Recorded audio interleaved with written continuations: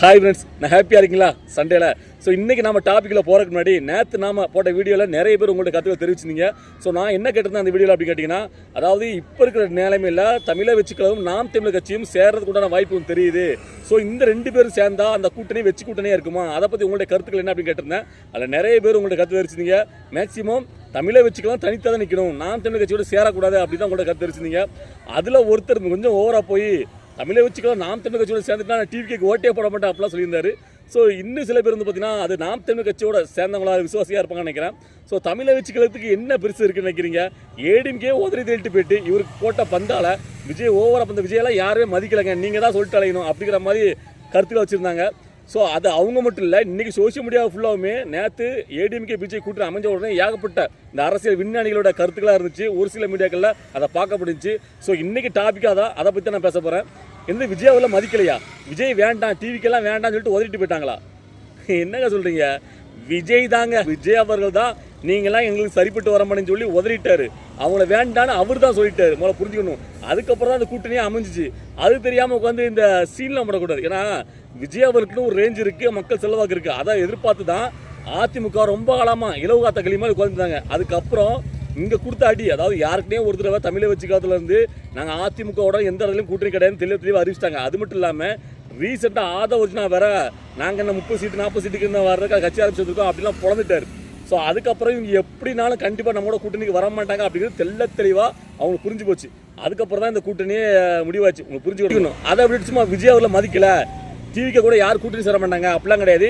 எந்த கூட்டணியும் வேண்டாம். அதாவது தளபதி விஜய் போட்ட கணக்கே வேற. ஸோ அந்த கணக்குப்படி தான் இப்போ கரெக்டாக போயிட்டு இருக்கு. ஏன்னா அவருடைய கணக்குப்படி அவருடைய தலைமையில் யார் வராங்களோ அவங்களுக்கு ஆட்சியும் அதிகாரத்தில் பங்கு கொடுப்போச்சுருந்தாரு. ஸோ அப்போ அதை யாரை எதிர்பார்த்துங்கிறது நல்லா புரிஞ்சு விடணும். அதிமுக விஜய் தலைமையில் ஏச்சு வராதுங்கிறது விஜய்க்கும் தெரியும், புரிஞ்சு விடணும். விஜய் அவர்களும் அதிமுகவை ஜெயிக்கிறதுக்காண்டி வரல, கட்சி ஆரம்பிச்சுட்டு நல்லா புரிஞ்சுட்டு பேசணும். ஸோ அவர் சொன்னது எதை குறிப்பிட்டு கேட்டிங்கன்னா எல்லாருக்குமே தெரிஞ்சதாங்க. ஒன்று விசிக, இன்னொன்று பாமக.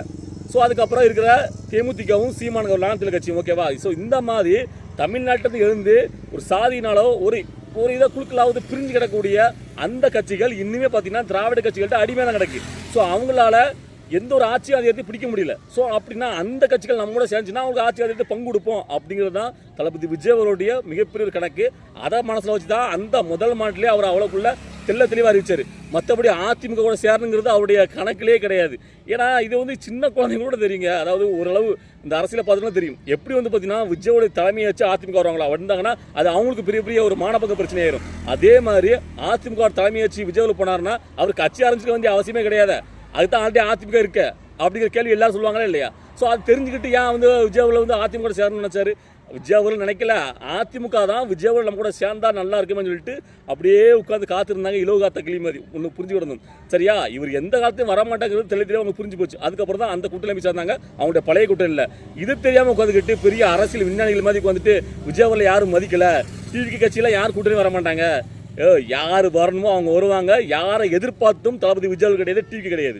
அதை புரிஞ்சு விடணும். ஏன்னா தளபதி விஜயாவில் எதிர்பார்த்து தமிழ்நாடே காத்திருக்கு, கோடான கோடி மக்கள் காத்திருக்காங்க. ஸோ அப்படிங்கும்போது அவரை வந்து வரவேற்கிறதுக்கு, அதாவது எனக்கு இதை சொல்லும் போது பாகுபலி படம் பார்த்துருப்பீங்கல்ல. ஸோ அதில் அந்த மக்கள்லாம் பாகுபலி வந்து பார்த்தீங்கன்னா அவங்க அம்மா வந்து பார்த்து வெளியே அனுப்பிடுவாங்கல்ல பாகுபலியை, நீமே வேண்டாம் அப்படின்ட்டு அவருடைய பதவி எல்லாத்தையும் பிடிட்டு அனுப்பின உடனே அப்படியே அவர் வரும்போது இந்த மக்கள் ஆறாவது பார்த்துட்டு நம்ம கூட வந்து தங்க போகுது அப்படின்னு ஒரு சொல்லுவாங்க தெரியுமா?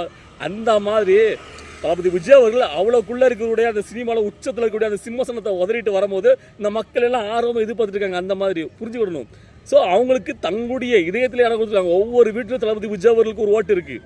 ஸோ அதை தளபதி விஜய் அவர்கள் எப்படி அறுவடை செய்ய போகிறாரு, எப்படி வந்து பார்த்தீங்கன்னா அதை வந்து அதாவது கட்சின்னு ஆரம்பித்த போது மக்களோட நெருங்கி போகணும்ல. ஸோ இன்னுமே கொஞ்சம் இடைவெளியோட தளபதி விஜய் அவர்கள் இருக்காரு. ஸோ அவர் எப்போ அந்த மக்களோட நெருங்கி போகிறாரோ இன்னுமே அதை அவ்வளோ சுலபமாக எளிதாக இது வச்சுங்கிறது கிடைக்கும் தளபதி விஜய்களுக்கு. ஸோ அதை நோக்கி தான் இப்போ தளபதி விஜயோடைய அடுத்த எண்ணம் இருக்குது. அடுத்தடுத்தாப்பில் பார்த்தீங்கன்னா பூத் கமிட்டி மாநாடு, அதுக்கப்புறம் பார்த்தீங்கன்னா சுவிட்ச் பயணம், இதெல்லாம் தெளிவாக அறிவிச்சிருக்காரு. ஸோ இப்படி வச்சுக்கிறவங்க போயிட்டு இருக்குது. ஸோ அதனால் இந்த மாதிரி கதறல்கள் வந்து பார்த்தீங்கன்னா இது முக்கியத்துவம் கொடுக்க தேவையில்லை. ஸோ அதனால் நான் இதுக்கப்புறம் எதை பற்றி பேச போகிறேன், இன்றைக்கி போட்ட முக்கிய காரணமே நான் அதை பற்றி பேசுகிறக்காண்டி தான் இதுக்கப்புறம் பேச போகிற டாபிக் என்னன்னு கேட்டிங்கன்னா, நேற்று கூட ஒரு நண்பர் அழகாக போட்டிருந்தாரு, நான் ட்விட்டரில் தான் பார்த்தேன். நானுமே நிறைய நாள் கேட்கணும்னு நினச்சிருந்தேன் அது கேள்விகள். அதாவது தமிழை வச்சு கழகம் ஜெயிக்கிறதுக்கு நம்மளுக்கு என்னென்ன தேவை. ஸோ அதாவது இதை வந்து நான் வந்து பேசுறது பார்த்தீங்கன்னா தமிழை வச்சு கழகத்தோட தலைமைக்கு போகுமா இல்லைன்னா தளபதி விஜய் அதை பார்ப்பாரான்னு எனக்கு தெரியாது. ஆனால் நம்ம நினச்சிட்டு இருக்குது அதாவது சின்ன குறைகள் இருக்குதா தமிழை வச்சு கழகத்தில் உறுப்பினர் இருக்கக்கூடிய நிர்வாகிகள் இருக்கவங்க அதை பேச முடியாது.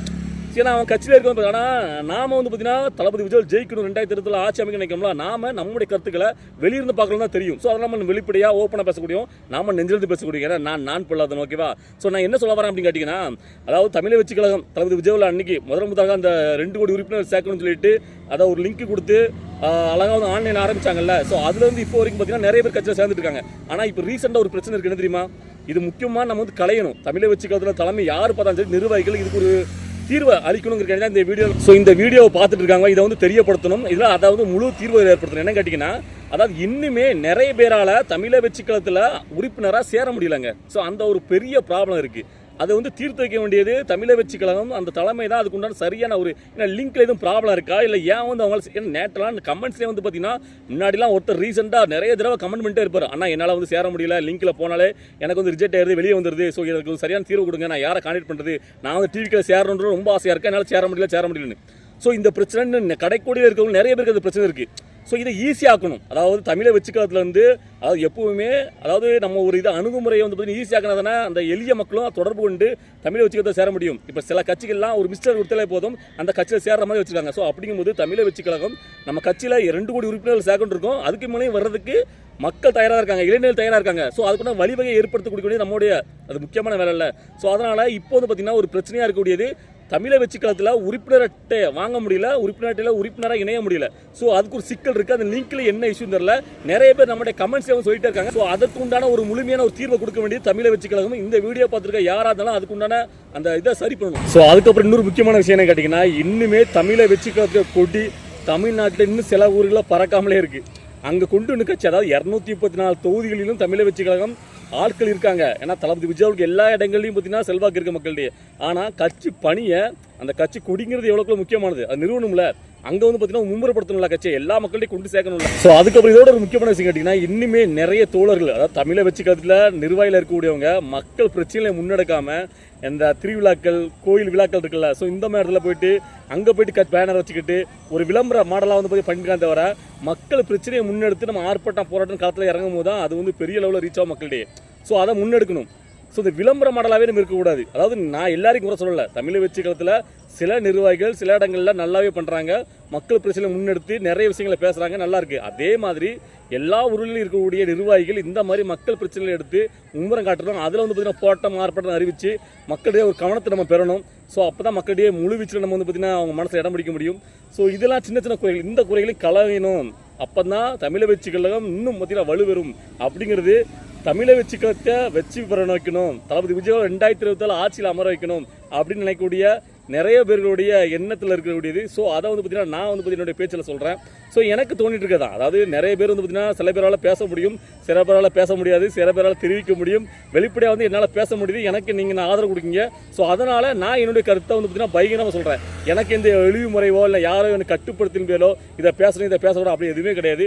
என் மனசுல என்ன தோணுதோ அதை வெளிப்படையாக உங்கள்கிட்ட ஷேர் பண்ணுவேன். ஏன்னா நீங்கள் என்ன நம்புறீங்க, நான் உங்களுக்கானவனு. ஏன்னா இந்த நான் பொல்லாதவன், யாருக்கு அடிபணிய மாட்டான், யாருக்கு விலை போகவே மாட்டான். ஸோ என் மனசில் என்ன தோணுதோ அதை பேசுவேன். ஸோ உங்களுக்கு இன்றைக்கி நான் பேசுகிறேன் வீடியோவில் ஏதாவது மாற்று கருத்து இருக்குது, இல்லை இது சரி ஏதாவது இருந்தாலும் உங்களுடைய கருத்துக்களை கமெண்ட்டில் பதிவு பண்ணுங்கள்.